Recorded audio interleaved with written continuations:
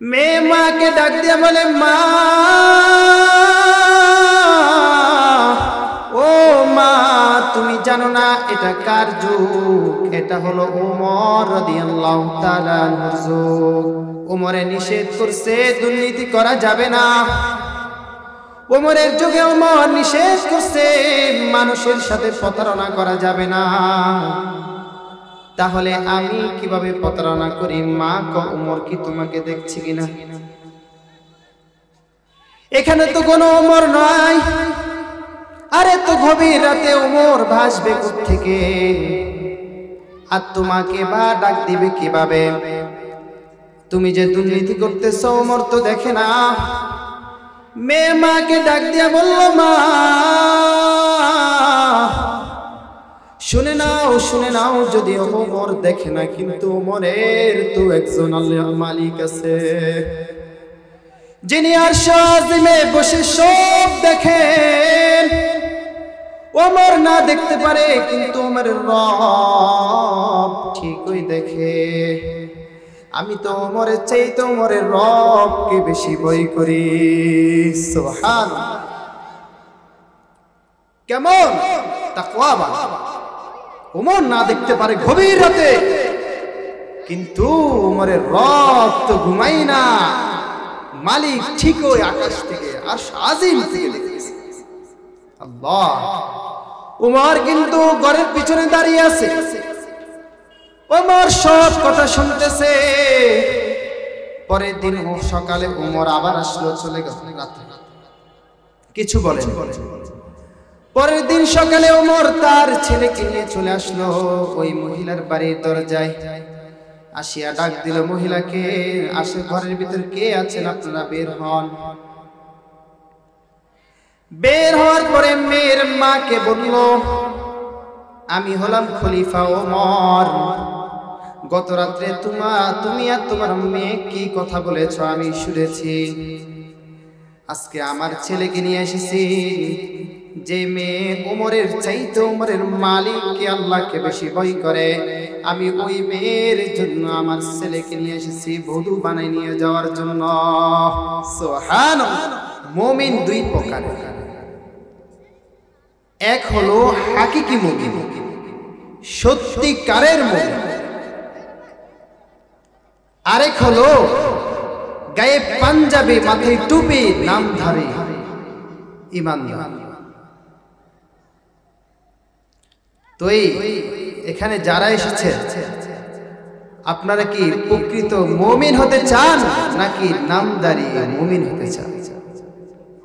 প্রকৃত আল্লাহ কবুল করুক। আমি কালামে পাকে সূরা আনফালের ২ নম্বর আয়াত তেলাওয়াত করেছি। আল্লাহ তাআলা এই আয়াতের মধ্যে প্রকৃত মুমিন কারা, মালিক সেই প্রকৃত মুমিনদের বৈশিষ্ট্য বর্ণনা করেছে। আল্লাহ পাক রব্বুল আলামিন কালামের মধ্যে বলেন, আউযু বিল্লাহি মিনাশ শাইতানির রাজীম। ইন্নামাল মুমিনুনা আল্লাযীনা ইযা যুকিরাল্লাহ। রব্বুল আলামিন মুমিনদের বৈশিষ্ট্য বর্ণনা করতে গিয়ে বলেন, কারা প্রকৃত মুমিন আল্লাহ নিজে বলেন। ১ নাম্বার প্রকৃত মুমিনের গুণ আল্লাহ বলেন, ইযা যুকিরাল্লাহ, যখন তাদেরকে আল্লাহর নাম স্মরণ করিয়ে দেওয়া হয়, যখন তাদের সামনে আল্লাহর নাম নেওয়া হয়, ওয়াজিলাত কুলুবুহুম, তাদের অন্তরগুলা রবের ভয়ে কম্পিত হয়ে যায়। সুবহানাল্লাহ। রব্বুল আলামিন বলেন, যার হৃদয় মহান রবের নাম নেওয়ার সাথে সাথে হৃদয় কেঁপে ওঠে, সে হলো আমি রবের প্রকৃত মুমিন। আজকে আমরা গুনাহ করি, রবের নাফরমানি করি, কিন্তু দিল একবারও কাঁপে ওঠে না। কথা বলেন ঠিক কি? রবের নাফরমানি করি, রবের নিয়ামত ভোগ করি, কিন্তু নাফরমানিও কম করি না। যদি রবের ভয় দিলের মধ্যে না থাকে, বুঝতে হবে আপনি প্রকৃত মুমিন না। হযরত ওমর ফারুক রাদিয়াল্লাহু তাআলা আনহু একদিন গভীর রাতে তার খেলাফত যুগে বের হলেন তার রাজ্যের অবস্থা পর্যবেক্ষণ করার জন্য। ওমর ফারুক রাদিয়াল্লাহু তাআলা হাঁটতে হাঁটতে যখন এক বাড়ির সামনে গেলেন, ঘরের ভিতর থেকে মা আর মেয়ের কথার আওয়াজ শোনা যাচ্ছে। ওমর রাদিয়াল্লাহু তাআলা কান দিয়ে শুনছেন, কি বলে দেখি তো। মা মেয়েকে বলতেছে, মেয়ে, আমরা তো দরিদ্র মানুষ, আমাদের তো অর্থ সম্পদ নাই, টাকা পয়সা কম। আমরা তো আমাদের একটা গায় আছে, গায়ের দুধ বিক্রি করে আমাদের জীবিকা উপার্জন করি। একটা কাজ করো, রাত্রে দুধের মধ্যে পানি মিশিয়ে দাও, সকালে যদি দুধটা একটু বেশি বিক্রি করতে পারি, কিছু টাকা বেশি হবে, আমাদের চলতে একটু সুবিধা হবে। মেয়ে মাকে ডাক দিয়ে বলে, মা,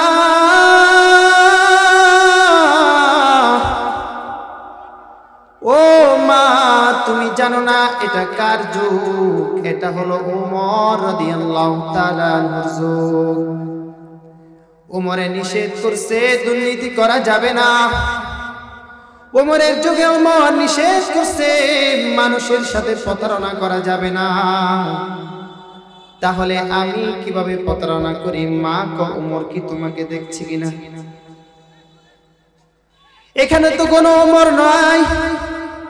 আরে তো গভীর রাতে ওমর ভাসবে কোত্থেকে? আর তোমাকে বা ডাক দিবে কিভাবে? তুমি যে দুর্নীতি করতেছো ওমর তো দেখে না। মেয়ে মাকে ডাক দিয়া বলল, মা, শুনে নাও, যদি ওমর দেখে না, কিন্তু ওমরের তো একজন আল্লাহর মালিক আছে, যিনি আরশে আজিমে বসে সব দেখেন। ওমর না দেখতে পারে, কিন্তু ওমরের রব ঠিকই দেখে।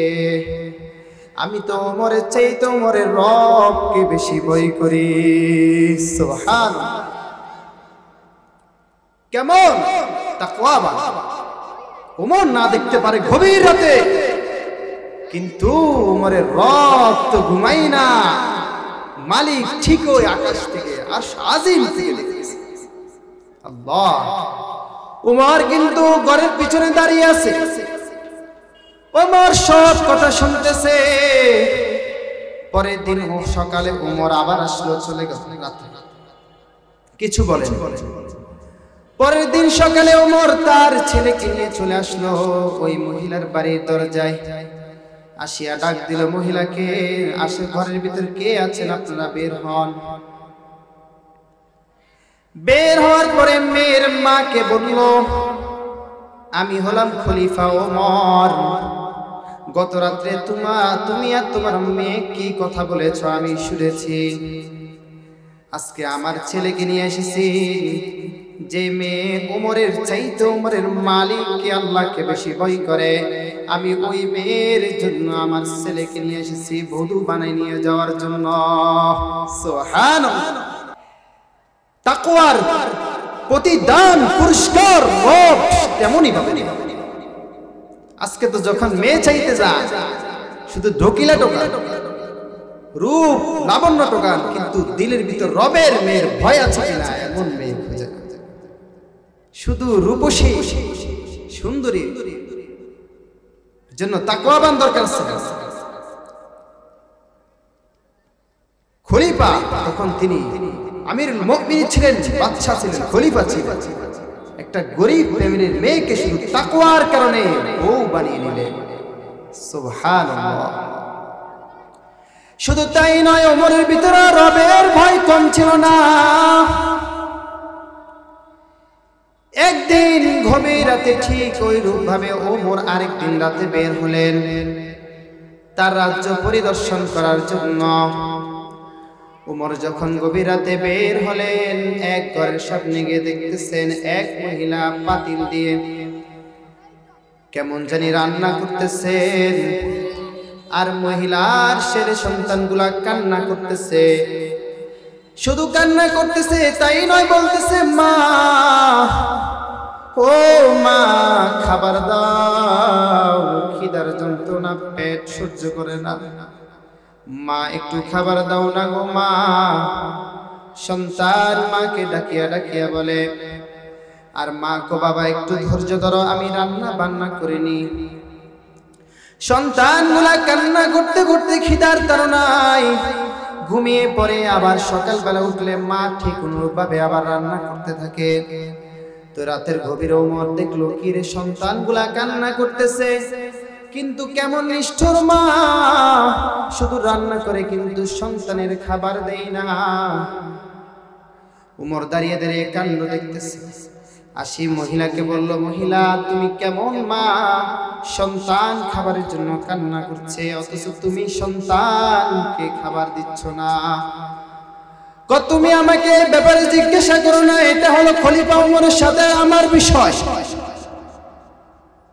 কিয়ামতের দিন আমি খলিফা ওমরের সামনে, আমি রবের সামনে খলিফা ওমরকে দাঁড়া করাবো, আর এই বিষয়ে আমি খলিফা ওমরের সাথে মীমাংসা করব, তোমার সাথে নয়। কিন্তু তিনি তো খলিফা ওমর। হায় কি পরিস্থিতি! কারণ কি বলো? না বলা যাবে না। বলো না, শুনো। তুমি তো দেখতেছ আমি রান্না করতেছি না। না না, আমি রান্না করতেছি না। এই যে পাতিল দেখতেছ, শুধু খালি পাতিল, আমি পাতিলের ভিতরে শুধু পানি রেখে আগুন দিয়ে জাল দিতেছি, আর সন্তানগুলোকে সান্ত্বনা দিচ্ছি, সন্তান খাবার ভক্ত তুই খাইস। এভাবে করতে করতে সন্তান খিদার তাড়নায় কান্না করতে করতে ঘুমিয়ে পড়ে। আবার সকালবেলা যখন জাগে আমি ঠিক অনুরূপভাবে আগুন জ্বালিয়ে সন্তানকে সান্ত্বনা দিই। এভাবে যখন করতে থাকি, সন্তানরা ক্ষুধার তাড়না সহ্য করতে পারে না, তাই এমন কান্না করে। আমি কিয়ামতের দিন আল্লাহর কাছে বিচার দেব খলিফা ওমরের নামে। খলিফা ওমরের খেলাফতকালে আমি ক্ষুধার্ত অবস্থায় থাকি, আমার সন্তান ক্ষুধার্ত অবস্থায় থাকে। খলিফা ওমর যখন মহিলার মুখে কথা শুনল, তার সন্তানগণ ক্ষুধার্ত, এভাবে সন্তানদেরকে মহিলা সান্ত্বনা দেয়। উমরের ভিতরে আল্লাহর ভয় চলে আসলো। ওমর ধরে গেলে চলে গেলেন তার রাজপ্রাসাদের মধ্যে গিয়ে রাজকোষাগার থেকে তার পরিবারের জন্য, মহিলার সন্তানাদির জন্য নিজে গমের আটা ময়দা নিয়ে কাঁধে করে ওমর রাদিয়াল্লাহু তাআলা নিজে কাঁধে করে নিয়ে আসলেন। কেমন রবের ভয় ছিল! আল্লাহ পাক রব্বুল আলামিন সূরা নাজিয়ার মধ্যে বলেন, ওয়া আম্মা মান খাফা মাকামা রাব্বিহি ওয়া নাহান নাফসা আনিল হাওয়া ফাইন্নাল জান্নাতা হিয়াল মাওয়া। রব্বুল আলামিন কালামে ফাঁকে বলেন, যে ব্যক্তি রবের ভয়ে মনের চাহিদা থেকে বিরত থাকবে, মনের কুপবিত্তির চাহিদা থেকে নিজেকে বিরত রাখবে, فأما من خاف مقام ربه ونهى النفس عن الهوى فإن الجنة هي المأوى। আমি রবের পক্ষ থেকে তার ঠিকানা হলো জান্নাত। রবের এজন্য রবের নাম শোনার সাথে সাথে মুমিনের হৃদয় কেঁপে উঠবে। দ্বিতীয় নাম্বার মুমিনের গুণ, وإذا تليت عليهم آياته زادتهم إيمانا আল্লাহ পাক বলেন মুমিনের দ্বিতীয় গুণ যখন তাদের সামনে রবের আয়াত তেলাওয়াত করা হবে জাদাতহুম ঈমানা আল্লাহ তাআলা মুমিনগণ আল্লাহ তাআলা মুমিনগণের ঈমান বেড়ে যাবে সুবহানাল্লাহ وإذا تليت عليهم آياته زادتهم إيمانا যখন মুমিনের সামনে রবের আয়াত তেলাওয়াত করা হবে তাদের ঈমান বেড়ে যাবে আজকে যদি ইমাম সাহেব নামাজের মধ্যে একটু কেরাত লম্বা করে মুসল্লি কখন পালাবে সেই চিন্তা করে ঠিক আছে শুধু লুকোচ্ছে ইমাম সাহেব যদি একটু কেরাত লম্বা দেয় মুসল্লির সমালোচনা শেষ আজকে ইমাম সাহেব গিরাটা ধরা বুঝতে হবে সে প্রকৃত মুমিন হতে পারে অথচ প্রকৃত মুমিনের সামনে যখন রবের কালামে পাকের তেলাওয়াত করা হবে মুমিনের হৃদয়ের মধ্যে ঈমান বেড়ে যাবে রবের প্রতি ভালোবাসা বৃদ্ধি পাবে সে কোরআন পাক শুনবে আর মনে মনে বলবে হুজুর আরেকটু বলে না কেন আরেকটু বলে না কেন আল্লাহ মুমিনের তৃতীয় নম্বর গুণ ওয়ালা রাব্বিহিম ইয়াতাওয়াক্কালুন মুমিন তো তারাই যারা রবের উপর ভরসা করে মুমিনের তৃতীয় নম্বর গুণ হলো মুমিন প্রত্যেকটা কাজে তার রবের উপর ভরসা করবে আর কারো উপর নয় কারণ যে রব মালিক গর্ভে যখন মায়ের গর্ভে ছিলা তখন মালিক তোমাকে খাওয়াইছে যখন তুমি বান্দা মায়ের গর্ভ থেকে দুনিয়ার মধ্যে আসলা দুনিয়ার কোনো খাবার খাওয়ার তোমার শক্তি ছিল না সামর্থ্য ছিল না মালিক তখনও তোমার জন্য খাবারের ব্যবস্থা করে দিয়েছে তাহলে দুনিয়ার এই সংক্ষিপ্ত জীবনের মধ্যে তুমি কেন অন্যের প্রতি ভরসা করো জন্য রব রিজিক দেওয়ার মালিক আল্লাহ হায়াতের মালিক আল্লাহ মৌতের মালিক আল্লাহ এই জন্য ভরসা করতে হবে মালিকের উপর কথা বলেন ঠিক আছে আল্লাযীনা ইউকিমুনাস সালাতা ওয়া মিম্মা রাযাকনাহুম ইউনফিকুন মুমিনের তৃতীয় নাম্বার গুণ হলো মুমিন নামাজ প্রতিষ্ঠা করে নিজেও নামাজ পড়ে অন্যকেও নামাজের জন্য নির্দেশ করে শুধু নিজে আদায় করে না অন্যকেও আদায়ের জন্য নির্দেশ করে